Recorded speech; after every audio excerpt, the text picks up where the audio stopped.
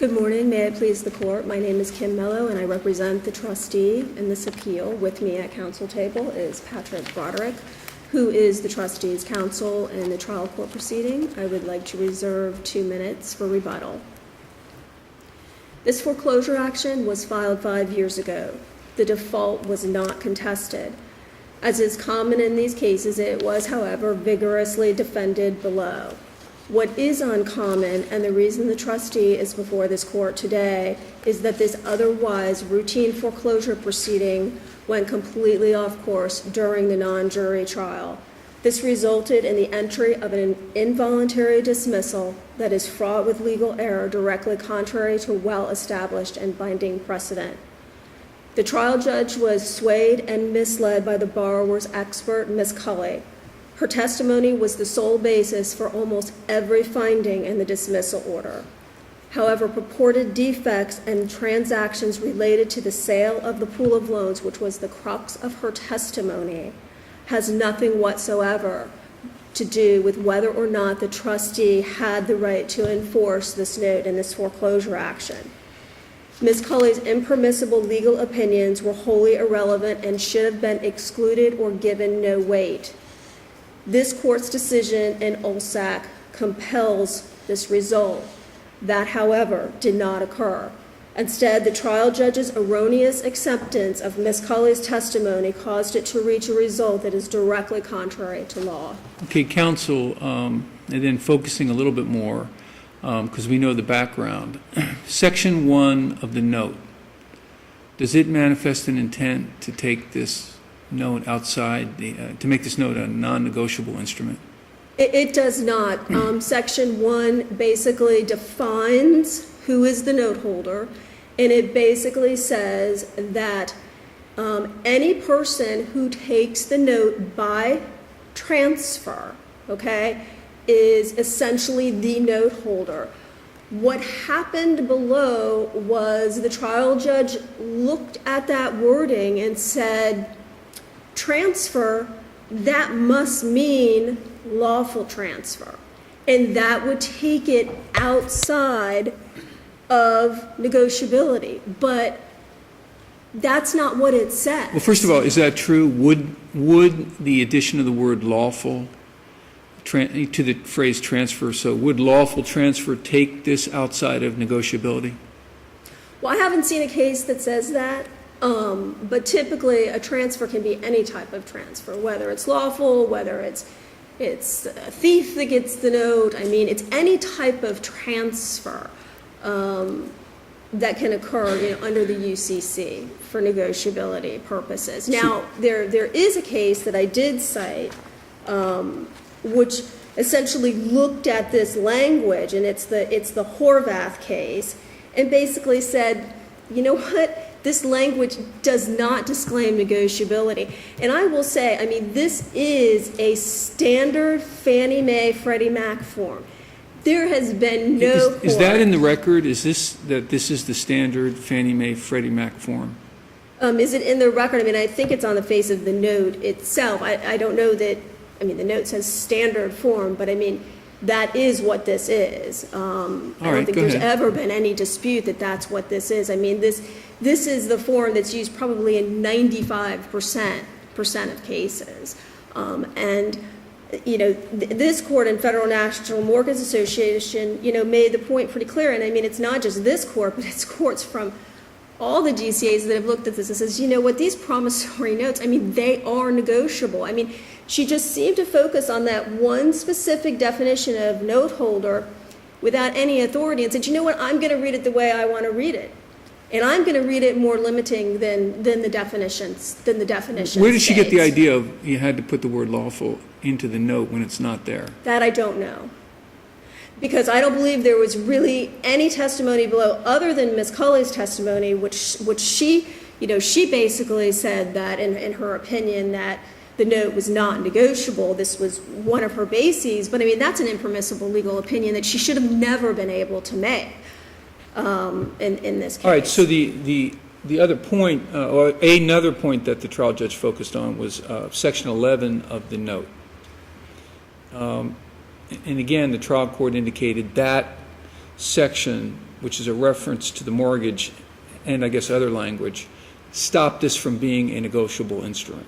Right, and I mean, what happened with that issue was the Nunez case, I believe it's One West versus Nunez, out of the fourth, looked at that language and said, does not make the note non-negotiable. So what the trial judge tried to do was said, you know what, I realize this is what the Nunez decision says, but I'm going to distinguish Nunez. And I'm going to distinguish Nunez by pointing to, and I mean her order, I mean she points to multiple provisions in the mortgage saying, you know what, this is an additional provision, this is an additional provision in the mortgage. She said all these additional provisions in the mortgage make the note non-negotiable.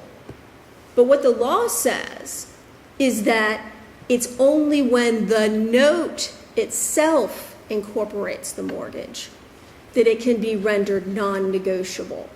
If you refer to collateral rights, rights of acceleration, the Nunez case goes through this very clearly.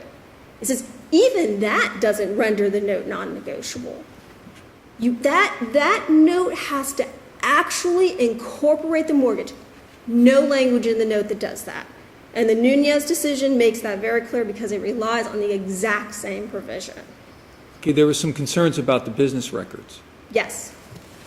Could you address that issue? Yes, I can. There were two business records, of course, that were excluded, the payment history and the default letters. When you're looking at these business records, there's really two things that the court look at. Is there the necessary foundation that's been laid, and are the records trustworthy? Those are the two issues. Now, in this case, there was actually a merger. Litton, who was the prior servicer, was acquired by Ocwen. When they were acquired, Ocwen basically took Litton's servicing platform, which was Radar's, and they also incorporated all of those records into their own system. We made the first argument that we made was, you know, in this circumstance, you really don't need to go through the boarding process when there's a merger. And you really don't need to go through a boarding process because there's a sufficient indication of trustworthiness through the merger itself, the contractual relationship between the two entities. But even if the court doesn't agree with that, we clearly went through a boarding process in this case and boarded these records. Now, you've got to remember, when you're boarding these loans, I mean, you are literally boarding thousands, if not tens of thousands of these loans. And our witness, Ms. Keeley, went through exactly what was done with the boarding process. They did a data mapping process. They ran quality control tests. They ran checklists. What the trial court really focused on regarding the payment history and what made this go off course was, she said, you know what? She said, the witness admitted that sometimes mistakes are found after the boarding process. And I'm going to find that because mistakes are sometimes found after these loans are boarded, these records just are not trustworthy. And she made that finding even though Ms. Keeley clearly testified there was not a single red flag that was raised related to this particular loan. So she said just because there may be some mistakes made, and Ms. Keeley even testified that when those mistakes are made, they're rectified. They're rectified. So, and in addition to that, the courts have said, and this is the Callaway and the Gunderson decision, and I think this particular holding is specifically in Callaway, but it says even if you do find a discrepancy in a payment history, the trial judge has discretion to resolve that. That's no basis whatsoever to exclude it. Now, with regard to the demand letter, she went through a different analysis with regard to the demand letter. first of all, the demand letter under this court's precedent in Nation Star Mortgage versus Craig is not hearsay. So you don't even have to go through the business record exception under this court's precedent. But even if you did have to go through that with this default letter, went through the same boarding process, and Ms. Keeley testified that as to the final default letter that was sent prior to the initiation of the complaint, she looked at it, she checked the figures, she saw that it was mailed in connection with she was sent to the correct address, it was mailed, and the figure was correct. So she personally looked at that. The other argument that the trial court found was, you know what? This isn't just hearsay, this is double hearsay. And it's double hearsay because a third party mailed it. That's not double hearsay. Mailing is not an out-of-court statement offered for the truth of the matter asserted. There is no double hearsay here. And the courts have found, in particular the decision in Balkison, which is out of the Fourth, Wells Fargo versus Balkison, that this doesn't affect admissibility, the fact that it's mailed by a third-party vendor. What the trial judge focused on mostly was the fact that because a number of these default letters were admitted into evidence, there was, I think it was one of the first couple of default letters, there was a $1,900 discrepancy in the total amount owed. And she said, well, can't be trustworthy with that, so nobody can explain this discrepancy. How can you have this $1,900 discrepancy? Ms. Keeley really candidly couldn't explain it, said she didn't really look into that particular issue, but that it could be explained if they could go back, look at the payment history, and look at other documents. But these default letters are meant to show compliance with paragraph 22. That's all they're meant to do. This discrepancy was really, it was just a red herring. It had nothing to do with whether or not this should be admitted. All right, counsel, as a result, what would you like us to do? Well, I would rely first on my briefs. The court doesn't have any questions on the remaining issues. Thank you, counsel. We'll give you 1 minute in rebuttal. Thank you. Okay. Thank you. Good morning, Your Honors. May it please the Court, my name is Bruce Jacobs. I'm here with Court Keeley and George Gironidis on behalf of the appellee. The seal behind you says in Latin, "Sanctito si recte." Let's go section by section, if you don't mind. So section 1 of the note, does that remove the note from being a negotiable instrument? I mean, I think it's clear evidence that the definition of note holder is not whoever's in possession of the note with a blank endorsement on it, or a specific endorsement that you put on it yourself. What it says is that you have to take it by transfer and have the right to receive payment, which is different from Article 3. And that, respectively, is... How's that different? Because Article 3 doesn't say, it says that even if you have no right to receive payment, even if you stole this note, you still have the right to enforce it if you're in possession. Then you have the right to receive payment. No, well, I don't think... Under the UCC, right?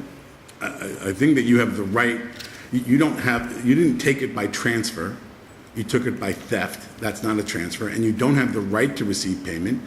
You are going under a theory that might give you the right to cash in the note, but it doesn't give you the right to the equitable relief of foreclosure if you're a thief. You can never get the equitable relief of foreclosure. And I think that's important to recognize. That's the whole issue of the negotiability is dicta. The judge said, I'm not ruling. None of my rulings are based on the negotiability of the note. I mean, that's one of the things in the trial court's order which initially is very off-putting, because she says, she makes a very broad statement that mortgage notes are not negotiable, and that seems to cut against several hundred years of law. Well, no. Respectfully, what several hundred years of law say is that the note has to be an unconditional promise to pay a fixed amount of money. It can't be subject to or governed by any other agreement. And when you look at what the testimony was, and you look at what Judge... You would agree, generally speaking, mortgage notes are negotiable No, instruments. absolutely not. I think that every note needs to be Okay. read. You're saying mortgage notes are not negotiable instruments. I was just here last week arguing that there was a negative amortization provision in a note that says that And by the way, that's exactly what the trial judge said. The trial judge said mortgage notes are not negotiable instruments. what the court said was, if you read this note, it's not a negotiable instrument. But didn't she also make the broad statement like you just made, that I think the regardless statement of the is, language, it's the, I think the statement is not all notes are negotiable instruments, just because it says promissory note. The FHA note says that you get the right to payment, that you have to look to the security instrument to figure out what the payment is every month in the note. That makes it a non-negotiable instrument. But my point that I want to make clear to the court is the issue of negotiability, which when you look at Fannie Mae's brief, which seems to suggest that their whole business model has been for years based on the idea of negotiability, and that the heavens will fall should the court somehow look at this note and recognize that there's way too much baggage to make it negotiable. Fannie Mae told this court in 2008 in the Sims versus New Falls case, they intentionally wrote the Uniform Security Note and Mortgage, it should be read as an integrated agreement, and that the mortgage should govern the note. That's their own admission to this court. You have the Baker-Hostetler report, where Fannie Mae's own lawyers said the question of what is the effect of a note endorsed in blank in 2006, the answer was see Article 9. It doesn't have any effect, because the Article 3 only deals with the question of whether you have the right to enforce the note. Article 3 doesn't mention mortgages. It doesn't mention foreclosure. But Doesn't you're mention- saying that's not crucial to your client winning this appeal. For sure not. Okay, For so sure let's not. go, what is crucial to your So client? let's start off, Leon. I Well, think, we said, we went through Section 1. How about Section 11? well, I mean, I again, think the court I don't- also relied on Section 11 to Section 11 say, just says there are additional protections in the mortgage. Nunez stopped at reading the ones that were put out specifically in the note. And those are dealing with acceleration and rights and collateral. But that was only some of the protections. There are other protections, and if you look throughout the entire mortgage, you'll see the note, subsection G says. Can you give us a specific example in the Subsection mortgage? G of the mortgage says that all the money is due under the note and all the money is due under the mortgage is the amount of the debt. That's an additional protection if there's any money is due under the mortgage, that becomes additional debt that you have to pay off. You can't pay off now, a mortgage. is that incorporated into the note? I think Section 11 says that you have additional protections in the mortgage. And those are additional amounts that become due when you don't keep your promises that you make as a borrower. So But didn't Nunez look at that exact I think language and Nunez say, stopped- counsel, Sorry. I'm going to, if you don't mind, Sure. My apologies. help us, if you. I read Nunez as saying, we're going to look at that exact language in Section 11, which seems to be form language used throughout this industry. And the Fourth District said, hey, look, looking at that language, that doesn't take this note out of negotiability. So what Nunes did was it read the provisions that were enumerated on the note that talked about acceleration, rights of acceleration and And rights isn't of that collateral. what we're supposed to do? In other words, aren't we supposed to look at for example, if the note said, this note incorporates all of the provisions of the mortgage as part of this note, that would remove it from negotiability, right? Well, what is the what's the difference between that statement and there are additional protections in the mortgage? Well, there are many, many cases that make that distinction, that say, look, if it doesn't actually incorporate the mortgage, it stays negotiable, I think that the question of including Nunez, right? I mean, Nunes didn't go far enough. Judge Butchko wrote the most comprehensive order in American jurisprudence on this issue. Do you want us to conflict with Nunez? I don't think you're conflicting with Nunes. I think that you're going further than Nunes. Was Nunez properly decided? No, because Nunes, first of all, Nunes was a negative amortizing note. The principal amount wasn't even fixed. I personally wrote the rehearing motion on that, which was denied because that wasn't raised by the lawyers before me. But my point that I'm trying to make sure the court's clear is, first off, there was an order here that the judge said, give them all the evidence about how the endorsement was put on the note.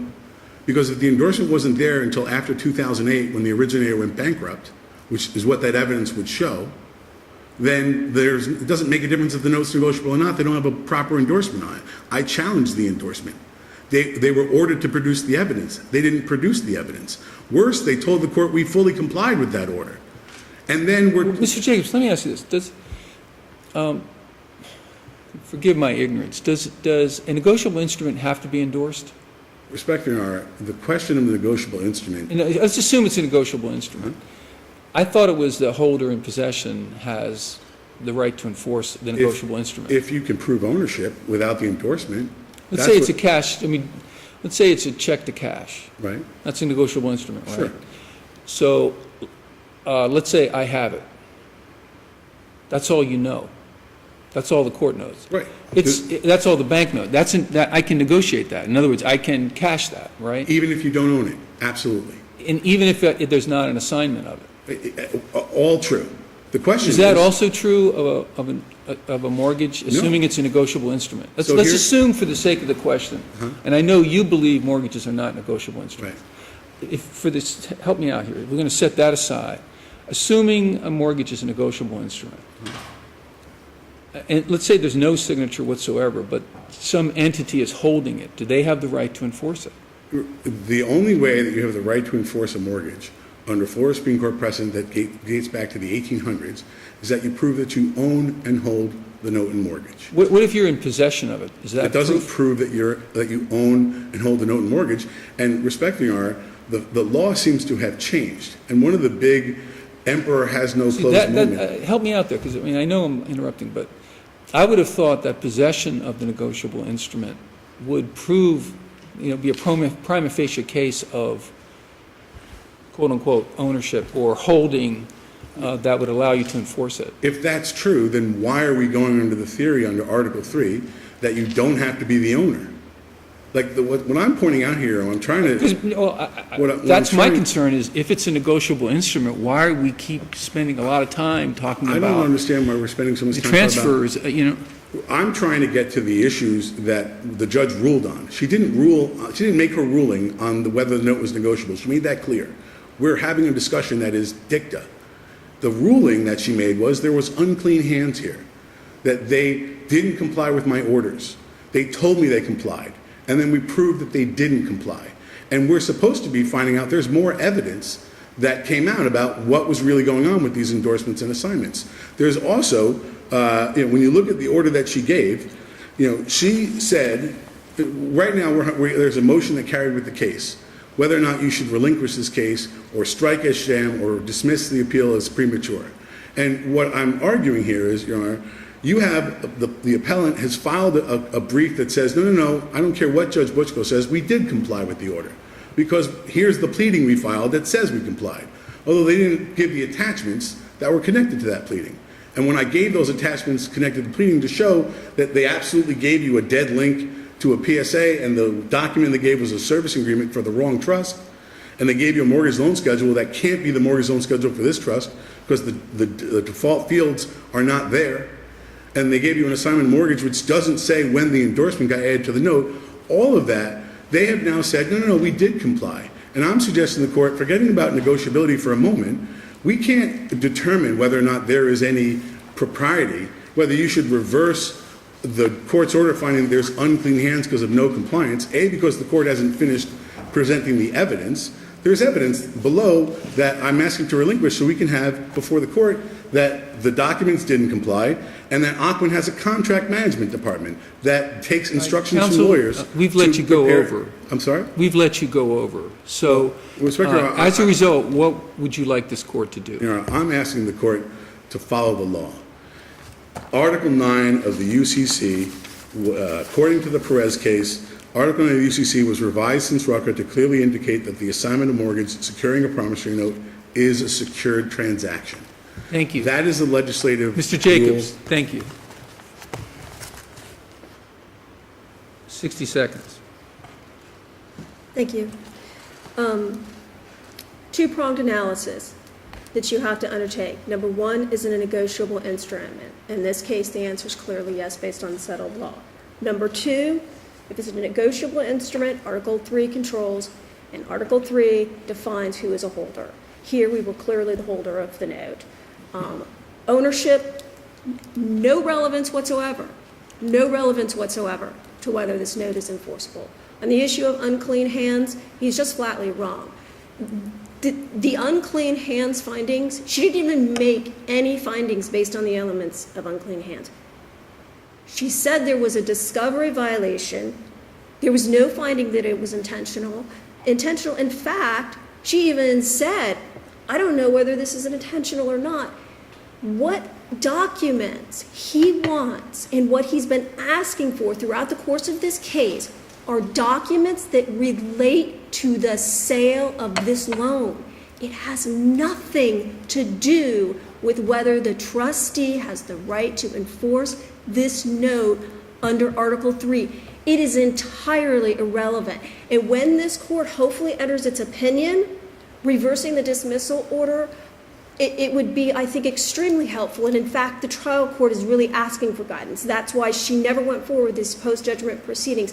If the court makes it very clear what the legal errors were, because clearly, if the ownership issues are irrelevant, really the whole post-judgment proceedings fall apart. And so All right, clear counsel. guidance would Thank be you very very much much. appreciated. Thank you both. The court will take a small recess. All rise.